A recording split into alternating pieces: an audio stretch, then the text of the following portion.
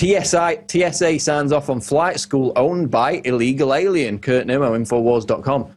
According to the GOA, the TSA approved flight instruction for more than 24 illegal aliens at a flight school in Boston owned by an illegal alien.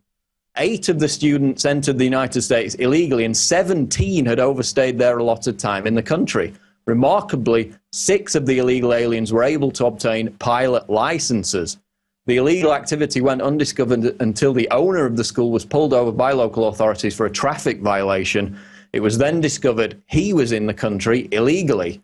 He had not undergone a required TSA security threat assessment and had not been approved for flight training by the agency. Despite this, the man held 2 FAA pilot licenses.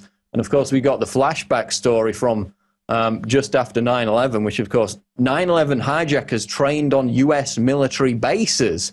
And this of course was the story about how several of the hijackers, the named hijackers, the alleged hijackers, trained at US bases. The owners of the flight schools attempted to alert the authorities before 9/11, and of course nothing was done. So now the TSA is approving flight training for illegal aliens at flight schools owned by illegal aliens. But don't worry, you know, they're still groping 5-year-old kids in wheelchairs. They're still harassing grandmother over her colostomy bag.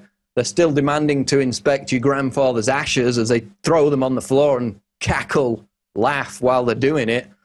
And, you know, they're doing such a great job, the TSA agents, that they're now being exported to London for the Olympic Games for our safety. And, you know, this story again, how many scandals, how many examples of corruption do we need to see with the TSA? There's 2 more today. There's literally a deluge every week. We can't even cover them all. But, you know, it shows you how rotten and corrupt America is when a federal agency that's embroiled in so many scandals constantly is not terminated, does not face censure over its activities. It's actually rewarded.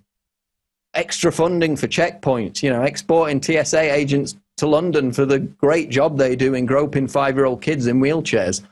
And how far is it going to go? I mean, are we going to get to the stage where we've got Abu Ghraib-style torture and sexual humiliation by the TSA before Congress moves to shut it down? Just gets crazier and crazier. Illegal aliens with TSA approval training at flight schools owned by illegal aliens.